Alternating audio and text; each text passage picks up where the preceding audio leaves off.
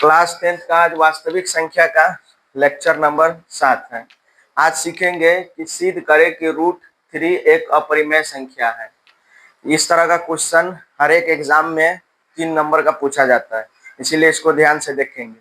ऐसा क्वेश्चन को बनाने के लिए बहुत सारा ऐसा स्टेप है जो आपको याद होना चाहिए, तभी ये बनेगा। चलिए शुरू करते हैं।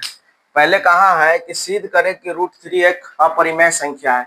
जब कहा है कि यह अपरिमेय संख्या है तो उसका उल्टा पहले मान लेंगे कि यह परिमेय संख्या है। तो क्या लिखेंगे, यहाँ मान लेंगे कि माना कि √3 एक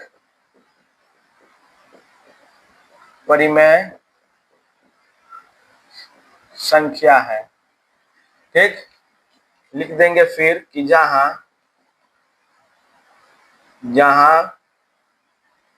धन पूर्णांक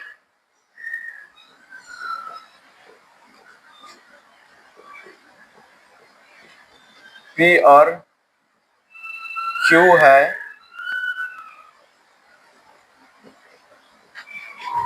जिसका p और q है,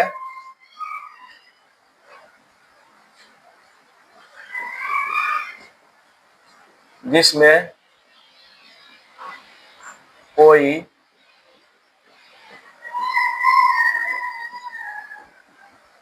उभयनिष्ठ गुणनखंड नहीं है। यहाँ इस लाइन को लिखेंगे कि माना कि √3 एक परिमेय संख्या है जहां धन पूर्णांक p और q है, जिसमें कोई उभयनिष्ठ गुणनखंड नहीं है।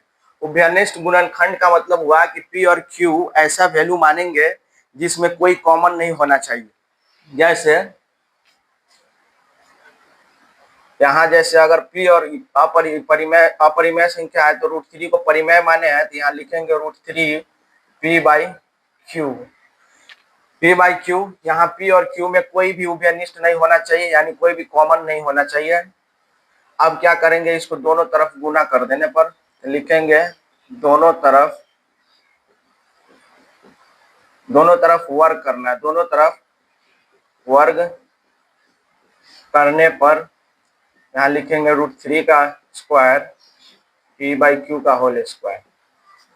फिर यहाँ √3 को दो बार गुना करेंगे तो यहाँ से हो जाएगा 3, यानी √3 इंटू √3, दो रूट मिलकर एक होगा तो सिर्फ 3 हो जाएगा। तो यहाँ पर हम लिखेंगे 3, इसको लिखेंगे p²/q²।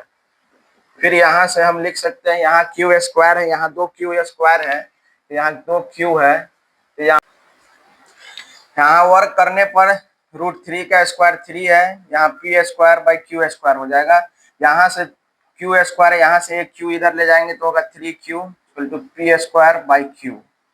अब यहाँ लिखेंगे, चूंकि यहाँ जो p और q यहाँ पर हमारा उभयनिष्ठ संख्या गुणनखंड था, तो उसी तरह से यहाँ पर p² और q भी आपस में उभयनिष्ठ गुणनखंड हो जाएगा। तो इसको इस बात को लिख लेंगे कि p और q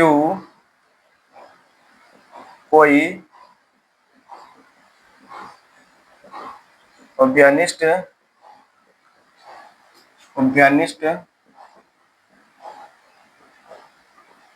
गुणनखंड नहीं है। अतः क्या अर्थात p²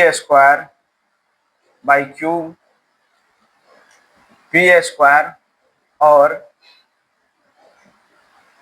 q में भी कोई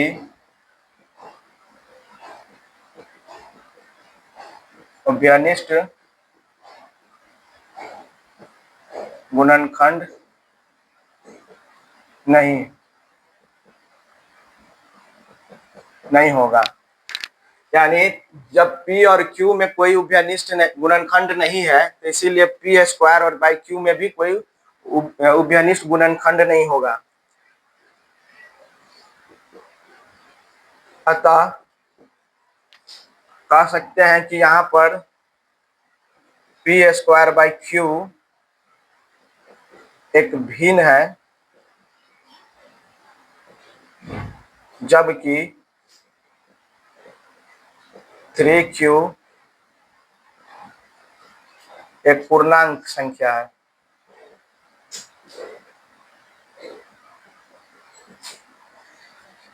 यहाँ पर हम कह सकते हैं कि पी स्क्वायर बाई क्यू एक भिन्न है, जबकि 3q एक पूर्णांक है।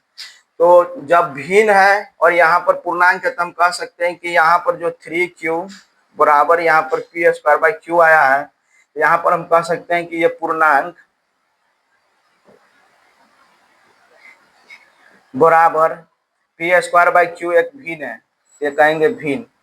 तो कभी भी पूर्णांक भिन्न के बराबर नहीं हो सकता है, इसीलिए कहेंगे कि यहाँ पर ये असंभव है। इसीलिए हमारी मान्यता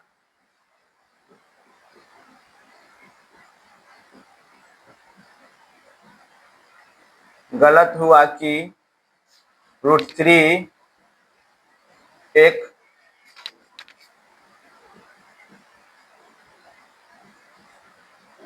परिमेय संख्या है। इसीलिए √3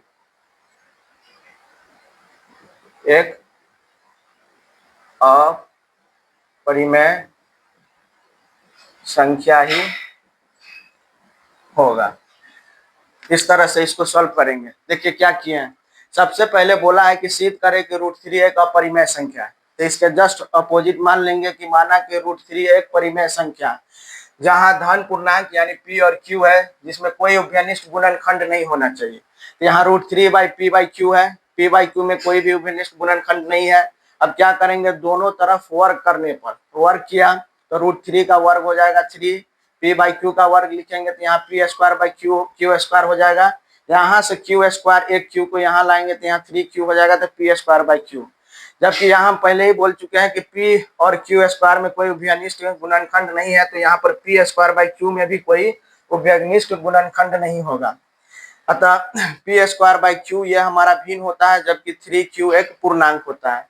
तो हम कह सकते हैं कि यहाँ पर 3q पूर्णांक है, जबकि p स्क्वायर बाई भिन्न जो आपस में कभी भी बराबर नहीं होगा, ये असंभव है। इसीलिए हमारा मान्यता गलत हुआ कि √3 एक परिमेय संख्या है, अतः √3 एक परिमेय संख्या ही होगा।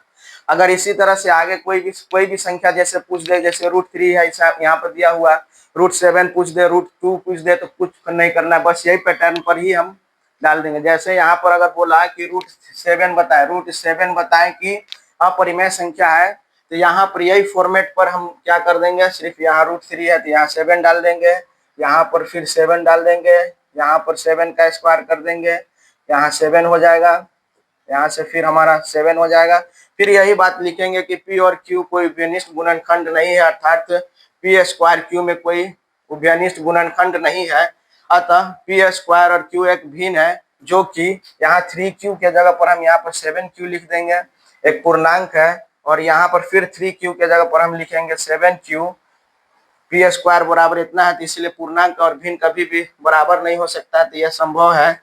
इसीलिए हमारी मान्यता गलत हुआ कि √3 के जगह फिर यहाँ पर हम 7 लिख देंगे, यह परिमेय संख्या है। अतः रूट यहाँ 3 के जगह पर हम फिर लिखेंगे √7 एक अपरिमेय संख्या ही होगा। इसी तरह से कोई √11 पूछे या √5 पूछे, तो इसी तरह से हम रख कर है ना आगे देख सकते हैं।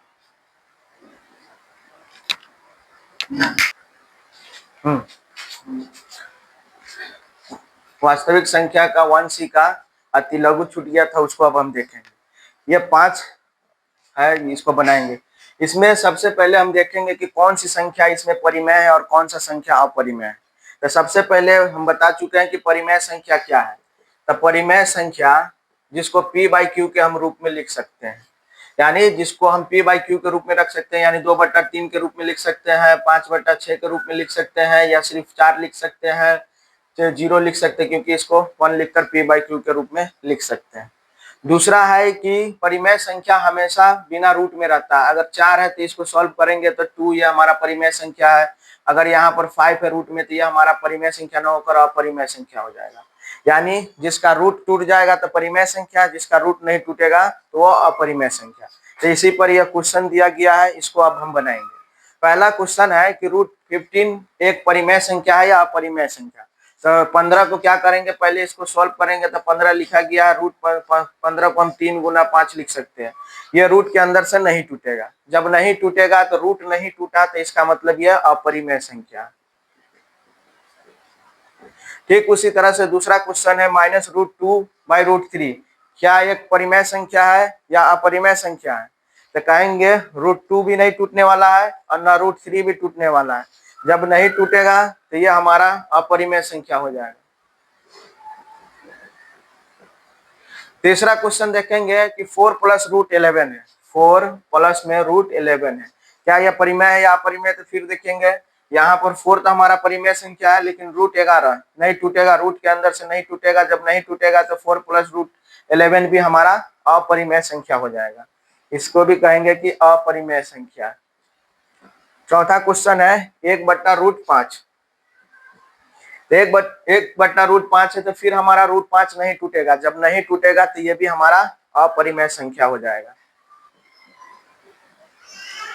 पांचवा क्वेश्चन है कि 5√8/√2, इसको फिर बनाना पड़ेगा। तो देखिए बनाते हैं, 8 को पहले गुणनखंड से तोड़ लेंगे तो 2 से 4 बार में, 2 से 2 बार में।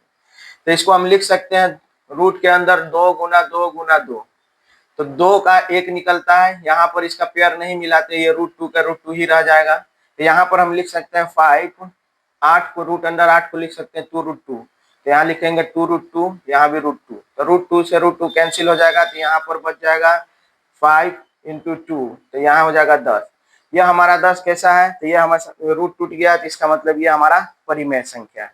यहाँ लिखेंगे कि यह हमारा परिमेय संख्या है।